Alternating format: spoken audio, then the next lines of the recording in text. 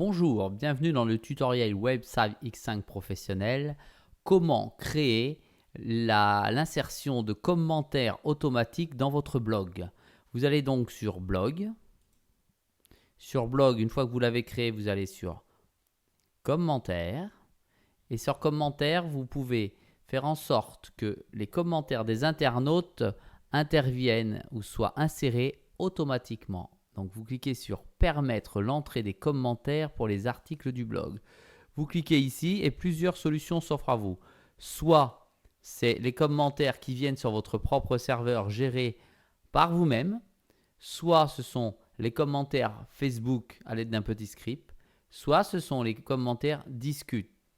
Voilà, c'est les trois solutions possibles. Celles-ci, les deux, Disqute et Facebook, sont extrêmement simples. Vous cliquez à installer, vous allez voir, vous cliquez sur Disqute, vous mettez le module qui soit plus clair ou qui soit plus foncé, vous mettez le nombre de commentaires visibles et c'est fini. Ces commentaires vont venir se placer en dessous de votre article automatiquement.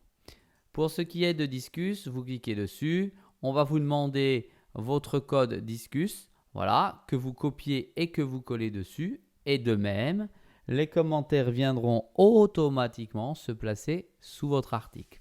Ça, je pense que vous aviez déjà réussi à le faire. Ce qui nous intéresse ici surtout, c'est réussir à paramétrer votre base de données, d'accord, pour pouvoir gérer l'ensemble des commentaires.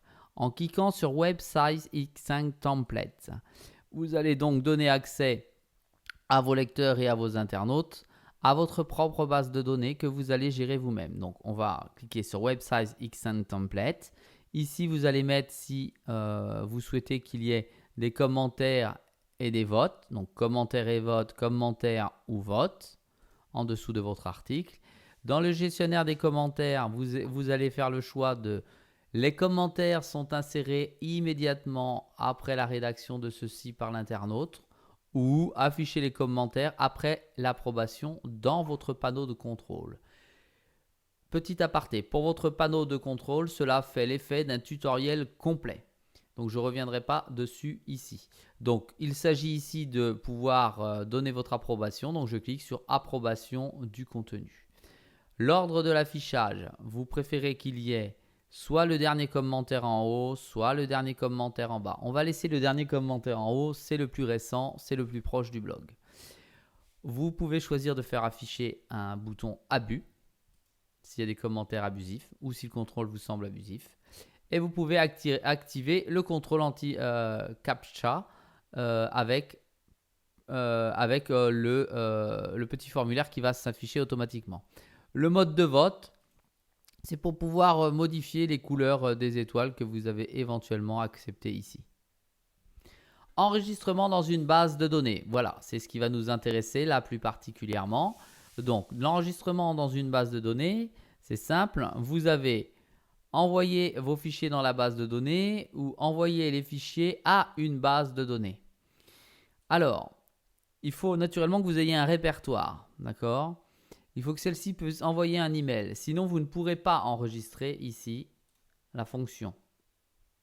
Alors, on va enregistrer, vous allez voir.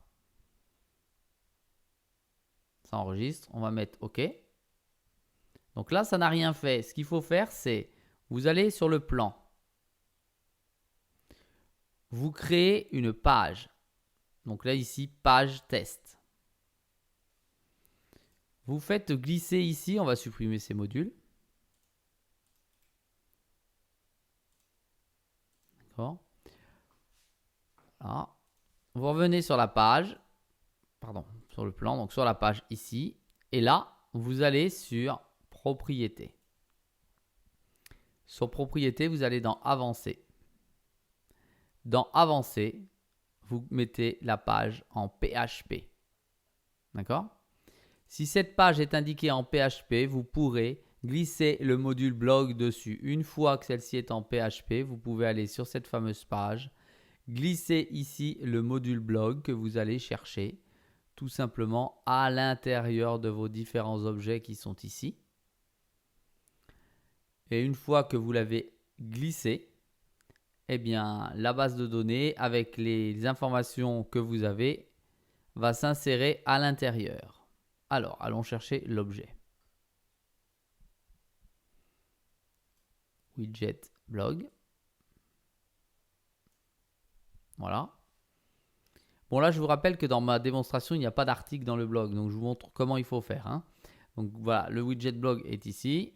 On va cliquer dessus. Voilà, c'est ce que ça va donner à peu près en termes de visualisation. On met un petit aperçu. Utiliser l'objet, vous devez définir l'extension du fichier PHP. Donc, c'est ce que je viens de vous signifier. Vous avez l'obligation de mettre l'extension de PHP sur la page, sinon ça ne peut pas fonctionner. Une fois que vous avez fait ça, vous revenez sur votre page.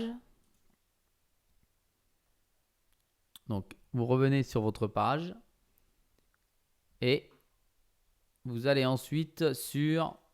Attendez, je vais vous chercher la chose. Blog, on revient sur blog, pardon. On va revoir dans commentaires et ici, on met le nom du sous-répertoire. Le nom du sous-répertoire que vous avez, il faut aller le chercher, d'accord, chez votre hébergeur. En d'autres termes, vous avez chez votre hébergeur le sous-répertoire qui crée la base de données. Si vous n'incluez pas la base de données, vous ne pouvez pas avoir accès à l'ensemble de cette fonction. La base de données se gère ici. Gestion de la base de données. Vous devez donc cliquer sur gestion de la base de données. Type de script PHP, vous laissez. Et là, vous allez ajouter ici une base de données. On fait ajouter. Et quand vous êtes sur votre hébergeur, vous mettez la description de la base de données. C'est celle que vous souhaitez. Vous copiez, vous collez le nom de l'hôte. Le nom de la base de données qui a été automatiquement créée par votre hébergeur. Votre nom d'utilisateur et votre mot de passe. Et c'est tout, c'est fini. Et après, vous cliquez sur OK. Et votre base de données est créée. Et celle-ci apparaît donc tout simplement après, ici, dans les commentaires du blog, puisque le répertoire va apparaître. Vous voyez, base de données ici.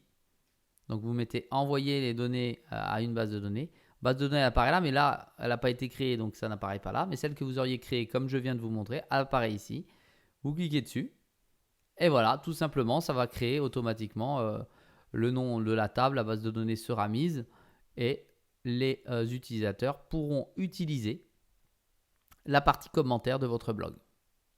Voilà pour ce tutoriel, je vous dis à très vite sur Website X5 Professionnel pour un autre tutoriel.